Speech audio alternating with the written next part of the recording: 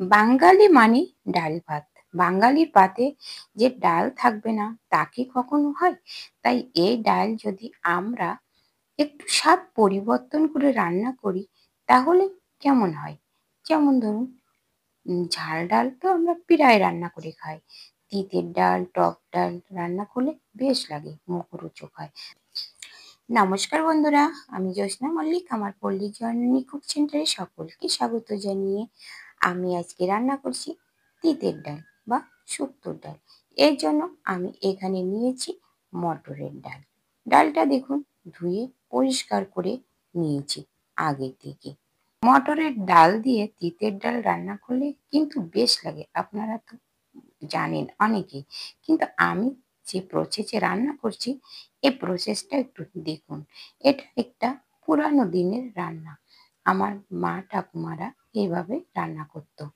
এবার দেখুন এখানে মটরের ডাল নিয়েছি বাটিতে। ডালটা আমি আগের থেকে ভালো করে ধুয়ে রেখে দিয়েছি। এবার আমি প্রেসার কুকারে ডালটা দিয়ে দেব। অনেকেই আছে প্রেসার কুকারে ডাল সেদ্ধ করতে ভয় পায় যে উতরে পড়ে যায় প্রেসার কুকারে। ডালে যেহেতু একটু জল বেশি দেওয়া লাগে, তাই আমি কিভাবে ডালটা সেদ্ধ করছি একটু মনোযোগ সহকারে দেখুন। আমার ডালটা একটু উপরে উঠবে না, তাই আমি অনুরোধ করব ভিডিওটা স্কিপ না করে প্রথম থেকে শেষ পর্যন্ত ভিডিওটা দেখবেন। আর নতুন বন্ধুরা আমার চ্যানেলটাকে সাবস্ক্রাইব করে পাশে থাকা বেল আইকনটিতে ক্লিক করে রাখবেন, তাহলে পরবর্তী ভিডিও আপলোড হলে নোটিফিকেশন অতি সহজে আপনাদের কাছে পৌঁছে যাবে। আর যে সকল বন্ধুরা সাবস্ক্রাইব করেছেন তাদেরকে জানাই অনেক অনেক ধন্যবাদ। আর ভিডিওটা ভালো লাগলে অবশ্যই একটা লাইক দিবেন আর কমেন্ট করে জানাবেন কেমন হয়েছে, আর একটু বন্ধুদের কাছে শেয়ার করবেন। এই যে আমি এখানে ডালটা সব দিয়ে দিয়েছি প্রেসার কুকারের ভিতরে। এবার আমি এই মগে 3 মগ জল দিয়ে দেব। 1 মগ ডাউলির জন্য 3 মগ জল দেব। জল একটু বেশি হলে কিন্তু ক্ষতি নেই, কিন্তু যদি কম হয়ে যায় তখন কিন্তু বাস্ট হয়ে যায়। এমনও ঘটনা কিন্তু আমাদের পাশে ঘটেছিল। যাই হোক, এবার দেখুন যে প্রসেসের কথা বলবো এটা মনোযোগ দিয়ে শুনবেন। আমার কিন্তু একটু স্কিপ হয়ে গেছে। এই দেখুন ভাসছে জলের উপরে। আমি একটু তেল দিয়ে দিয়েছি, রান্নার একটু তেল আমি এর ভিতরে দিয়ে দিলাম। তেলটা দিলে কিন্তু উতরানোর সময় একটু উপরে উঠবে না, তাই ডাল সেদ্ধ করতে হলে একটু ভিতরে একটু তেল, ডালের ভিতরে একটু তেল দিয়ে দেবেন। এইটা খেয়াল রেখে যদি আপনারা ডালটা সিদ্ধ করেন কোনো অসুবিধা হবে না। এবার আমি চাপাটা দিয়ে এবার গ্যাসের উপরে জাল ধরিয়ে দেব। দিয়ে আমি 1 থেকে 2টা সিটি দিয়ে আমি বন্ধ করে নেব। চাপাটা লাগিয়ে দিয়ে আমি এবার গ্যাসের উপরে বসিয়ে গ্যাসটা জ্বালিয়ে দেব। দিয়ে আমি একটু অপেক্ষা করব যাতে শীষটা ওঠা পর্যন্ত। এদিকে দেখুন আমি উচ্ছে কেটে নিয়েছি। আমি এখানে 2-3টে ছোট দেশি উচ্ছে আমি কেটে নিয়েছি। একটু ছোট ছোট করে কেটে নিয়েছি, একটু চাকা চাকা করে কেটে নিয়েছি। দেখুন আমার 2টা শীষ ওঠার পরে আমি বন্ধ করে দিয়েছি, দিয়ে চাপাটা খুলে রেখে দিয়েছি। এবার দেখুন আমার এখানে কিন্তু দেখেন আমার চাপাতে একটু দেখুন উতরায়নি, উপরে উঠেনি। একটু দেখেছেন তেল দেওয়ার জন্য ওর উপরে উঠবে না। আর একটু জলও আছে বেশি। দেখুন জলটা সবসময় বেশি দিয়ে আমাদের পাশে এই ঘটনাটা ঘটার পড়েছে। একটু ডাল সেদ্ধ হয়ে গেছে, একটু আস্ত আস্ত আছে। যেহেতু মটরের ডাল একটু আস্ত আস্ত না থাকলে কিন্তু ভালো লাগে না। আচ্ছা এবার দেখুন গলে গেছে কিন্তু একেবারে, কিন্তু একটু আস্ত আস্ত আছে।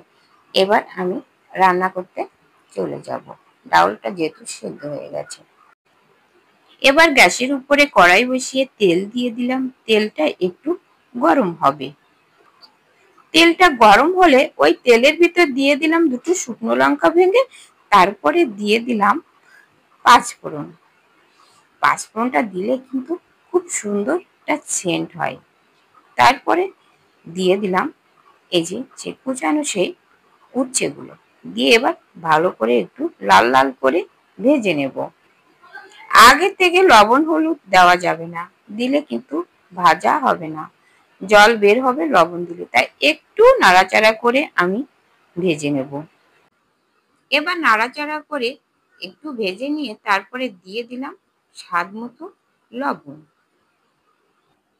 অল্প একটু হলুদের গুঁড়ো দিয়ে নাড়াচাড়া করে আমি ভেজে নেব। মটরের ডালের এই যে তিতের ডাল খেতে কে কে পছন্দ করেন কমেন্ট করে জানাবেন।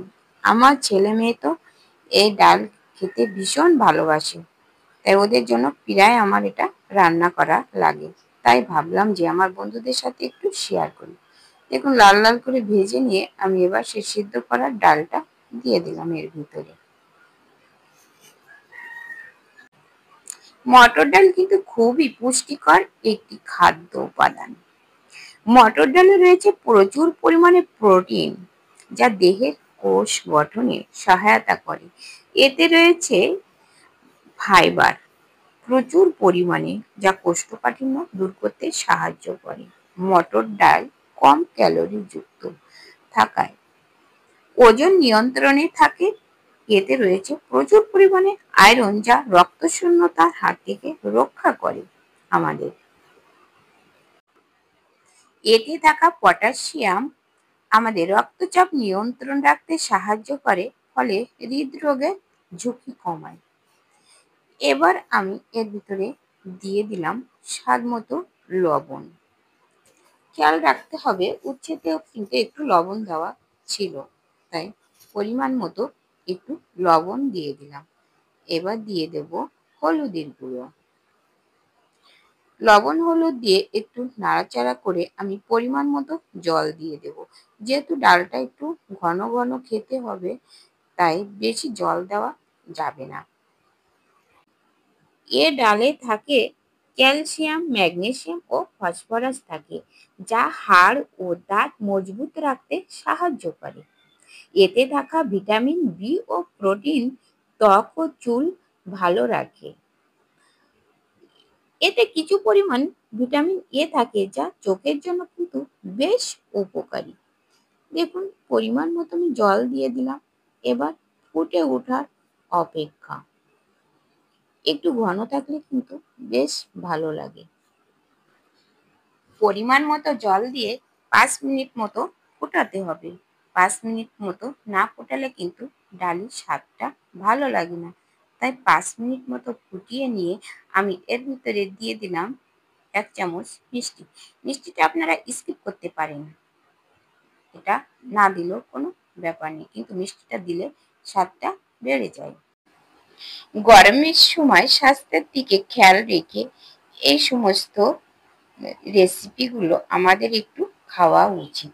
যেমন হালকা পাতলা কোনো তেল মশলা ছাড়াই এসব রান্নাগুলো করে মাঝে মাঝে খেলে আমাদের স্বাস্থ্য ঠিক থাকে।